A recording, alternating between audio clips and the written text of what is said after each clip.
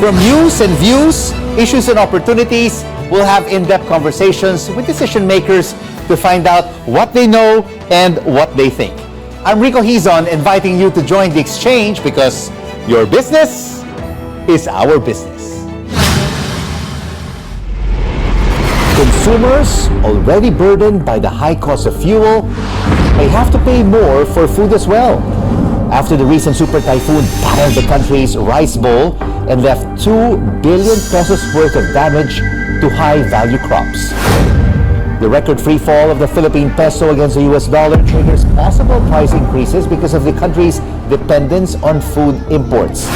And as if that's not a big enough burden for our kababayans, commuters face another fare increase this October. People are now exploring cheaper options to move from one place to another as demand increases for transportation. The future of e-mobility in our C-Suite vision.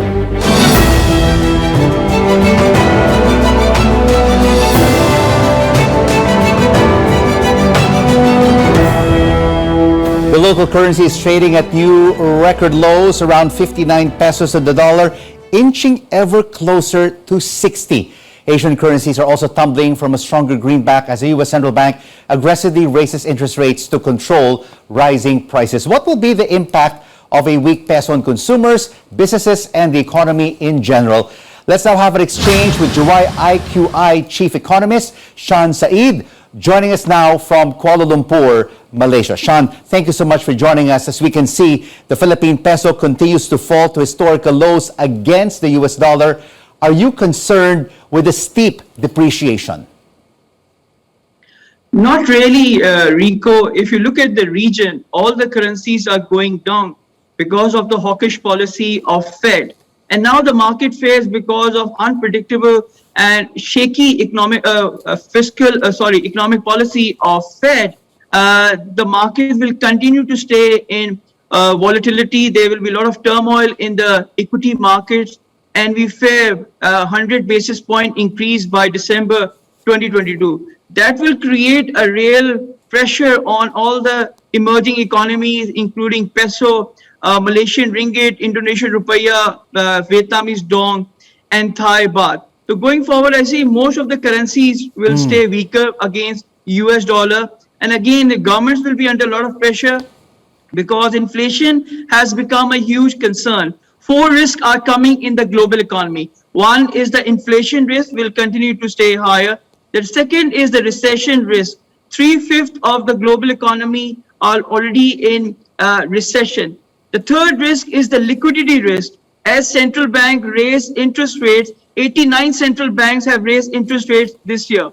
And this is the highest in recorded history. So once central banks, they raise interest rates, obviously there is a liquidity squeeze. Once you have liquidity squeeze, there will be pressure on the financial market. So Sean, definitely Sean, there are winners and losers, no, with a falling currency against the US dollar.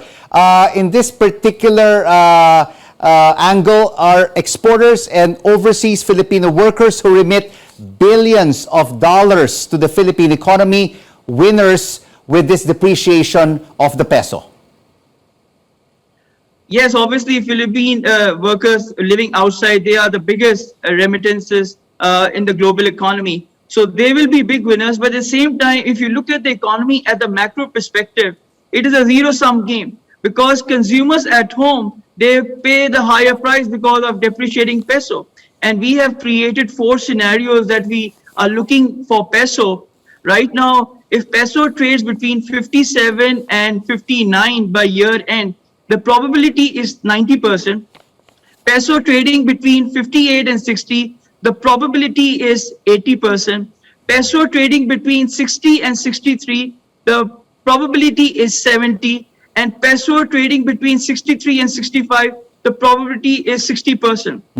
What we at Juwai IQI foresee that peso will be trading between 60 and 63 as US dollar continues to stay stronger against all the major currencies. So if you forecast the Philippine peso trading between 60 to 63 pesos against the US dollar by year's end, Are we likely to see the central bank at least intervening or becoming more aggressive in its rate rising exercise, or at least use some of its dollars to protect the peso against the greenback?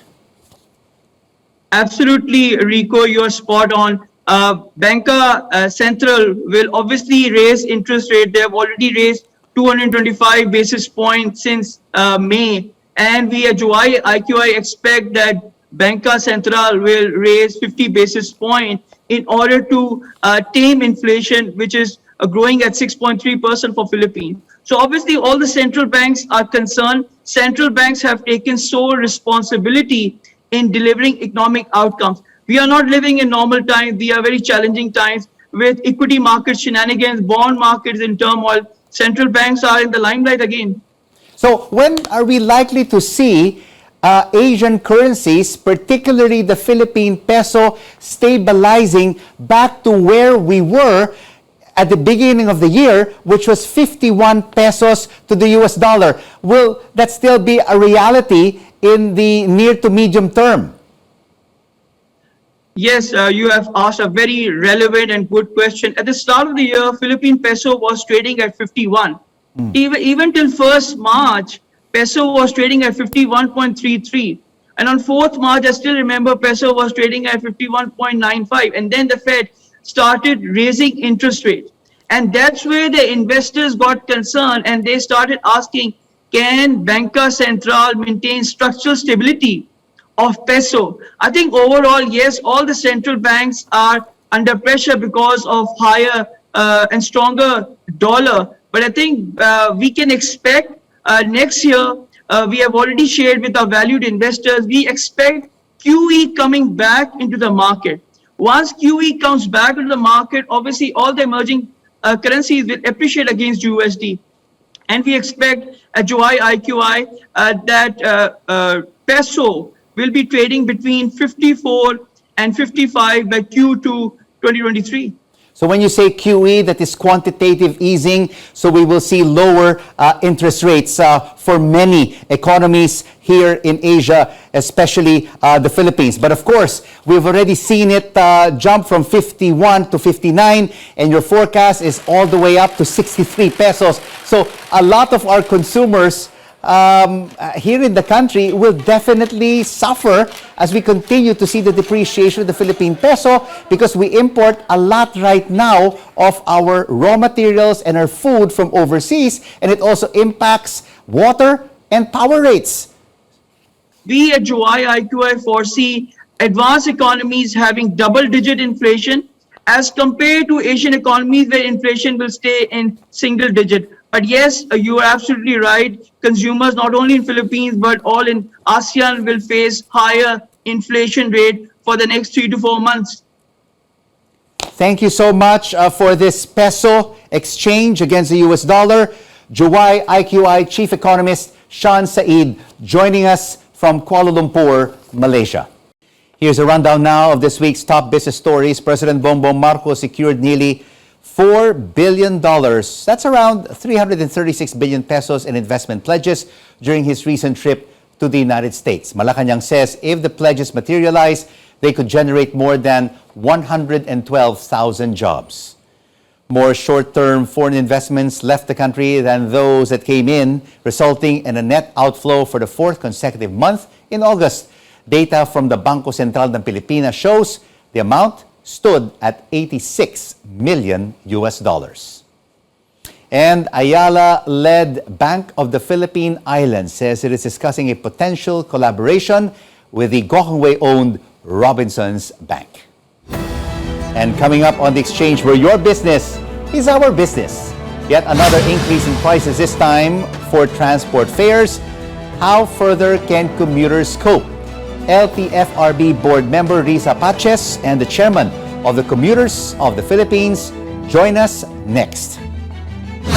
Some of our kababayans are choosing to invest in e-vehicles as a cheaper option amid soaring fuel prices and transportation costs. We'll have an exchange with the Electric Vehicle Association of the Philippines. Keep it right here on CNN Philippines. News you can trust.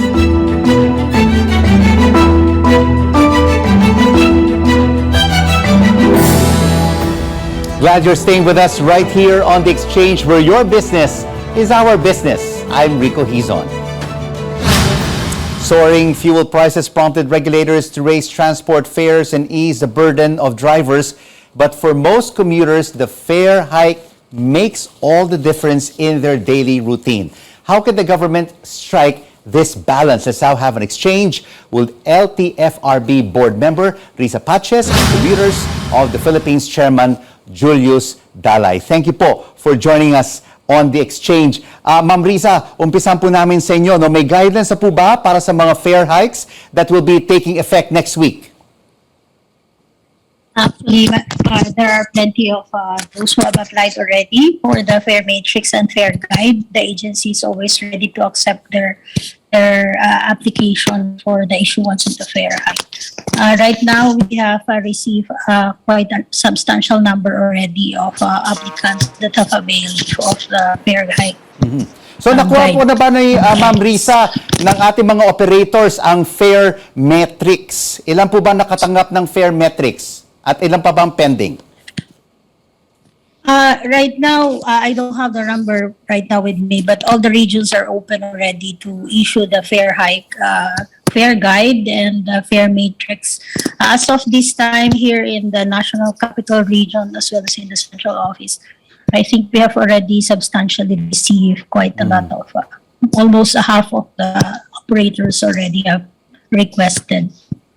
And Julius, for the commuters, will this fare hikes have a major impact on them? Definitely, no. Definitely it would have a major impact. Kasi, as you all know, it's not only fares that are actually increasing. So also all the commodities with the weakening peso versus dollar, no? It would have an impact in a sense that most of the people that are actually trying to shift from cars all to the public transport would see this as a harder method, as a harder times also. Kasi some of our people are already shifting to public transport, as they say, no. So given this scenario, we really need to look at other methods and programs that would actually help alleviate the problem. Ma'am Risa, Julius, we have feedback from some of our commuters on the new transport fares. Pakinggan po natin. Ngayon, hindi pa po kasi nagbabawi pa lang tayo pagkagaling sa pandemic eh. Hindi pa po okay para sa akin. Okay lang ngayon kasi mataas talagang presyo ng gasolina ngayon. Mataas talaga. Hindi kakayanin pag ganun pa rin presyo ng pamasahe. Kasi biyenan ko, driver din eh. Kaya nakaka-relate ako sa mga driver. Ayan, Ma'am Risa, we heard from some of our commuters, they feel that this is not the right time for a fare hike. But are there monitoring schemes in place if the drivers do not follow the approved fare hikes? Actually, our enforcers are always on the ground trying to ensure that fare matrix are posted in the public transport. Aside from that, we are also open to receive 24/7 any complaints from the public or the commuter particularly. They can just dial 1342 and there are personnel that's going to respond to their complaints. And we are always ready to issue show cause orders for those who are violating this issuance of the board. And is there payment, Ma'am Risa, for operators? Do they have to pay for a copy of the fare matrix? Yeah, there's a minimal fee that we're charging per application, and for particular units, we have those kinds of rate. For application, they need to pay 510 for each case file, and then for every unit, they just need to add, I think, at the 10 pesos per unit payment for the fare guide. But they will be informed once they filed, and we have posted also here at the office the rates that they're going to pay when they apply. And for the driver, do they also have to pay the operator once they get the fare matrix? We don't know the arrangement between the driver and the operator, but I think the ones that are applying are the operators, because there are certain documents that are asked of them when they try to file their request here at the office. And Julius, was the group consulted prior to this fare hike approval? Well, there was no consultation on our end, no. But we are supportive actually of the increase. Kasi nga, as mentioned earlier on this bills, no, some of our kababayans actually think that the fare increase is justifiable given the rising prices in oil prices, and given that if the drivers and the operators wouldn't be able to increase their fares, they would just opt not to fly at all and create more havoc in the commuting patterns of our commuters. And is the group already receiving reports from commuters of airing operators and drivers already increasing their fares before the implementation next week? There are some isolated reports, but we need to verify it yet. But we are actually opening already our doors, no, for these complaints, and I hope that our LTFRB can also coordinate with us, and we will be coordinating with them about these reports so that we could be able to make this implementation as smooth as possible.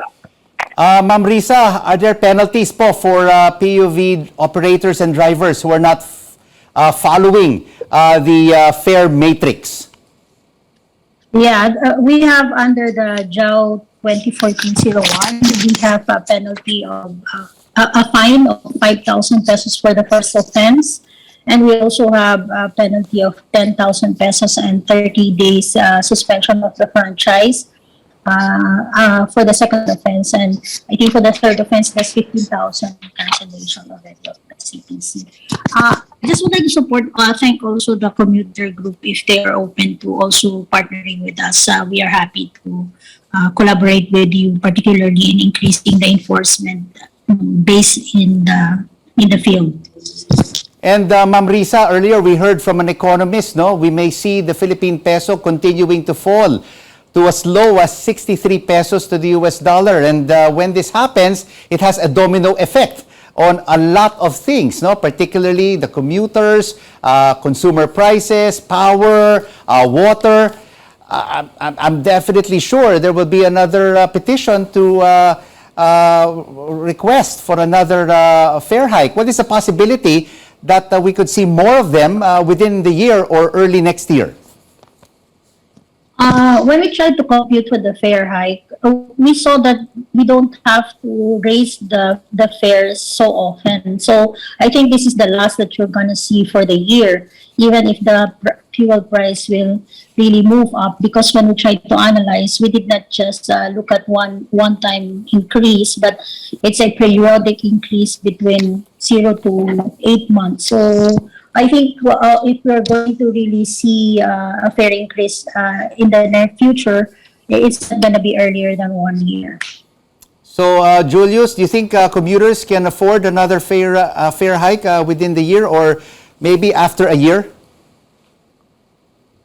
Definitely, we hope it would be after a year, given that fuel prices so far are starting to fall down, and hopefully it will continue to fall down, and with the effects of falling oil prices would be also passed on to us commuters.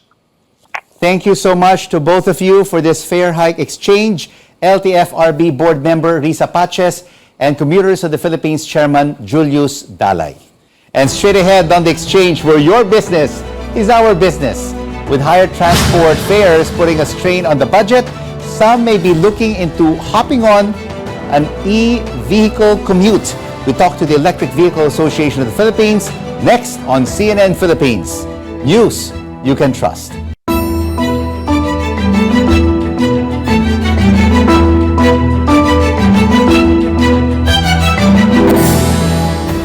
Welcome back to the exchange, where your business is our business. I'm Rico Hizon.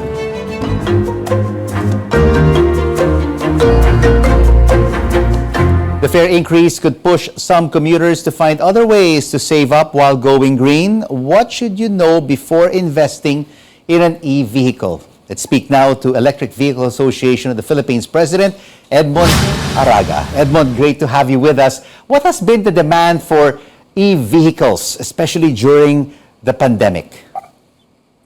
Well, actually, sir, it is really surprising that in the Philippine setting or in the Philippine market, people are now aware and that looking forward to have their own unit.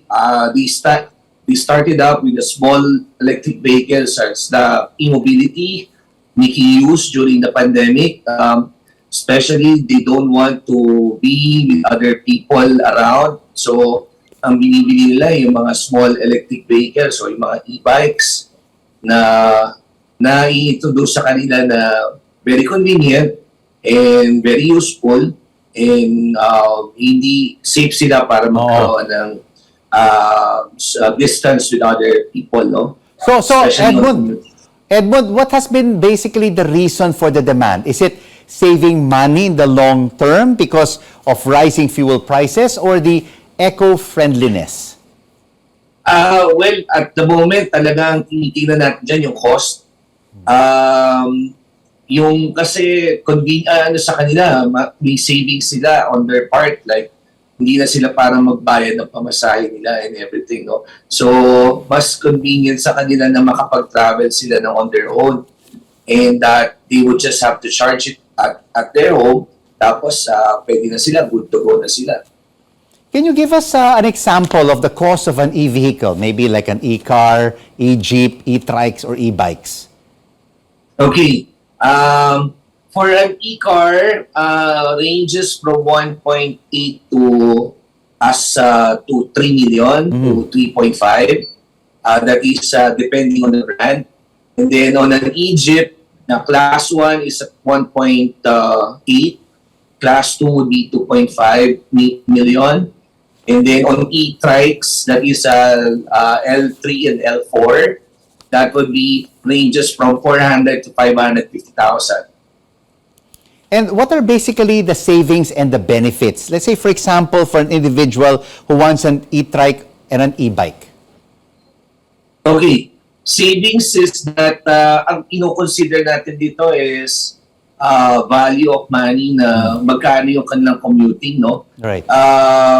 When you say that you're looking at right now, comparing ito 75 peso per liter of the gasoline, ilang liters of gasoline na makukonsume nila on their daily travel as compared to charging it at home na would not cost them more than 100 pesos to travel or to have para magamit nila in everyday living. So malaking convenience sa kanila, malaking cost saving sa kanila yon. Second is that madali na naman gamitin kasi, very convenient. Start mo lang, andar na siya as long as marunong ka magmaneho.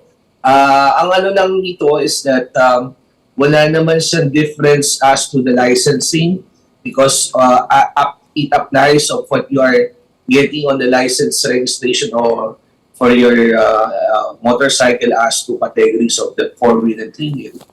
And before purchasing an e-vehicle, Edmund, what are the things that one should consider?